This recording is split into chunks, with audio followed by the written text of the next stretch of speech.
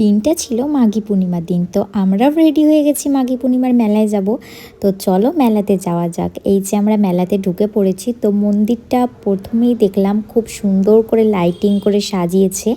তারপরে দেখো মেলার দোকানপত্র বসেছে, এইগুলো আমি একটু দেখানোর চেষ্টা করলাম। তারপরে এই দিকে হচ্ছে বেতের জিনিসপত্র পাওয়া যায়, ঝুড়ি, তারপর আরও অনেক রকম জিনিস, লোহার কড়াই, লোহার জিনিস। তো তারপরে দেখো মন্দিরটাকে আমি একটু সাইড দিয়েও দেখিয়ে দিলাম। তারপরে দেখো এখানে একটা শিব মন্দিরও আছে, শিব মন্দিরটাকেও খুব সুন্দর করে সাজিয়েছে। তারপর এদিকে একটু নাগরদোল্লা, আরও সব যে চড়ার জিনিসগুলো আছে বাচ্চাদের, সেদিকে এলাম।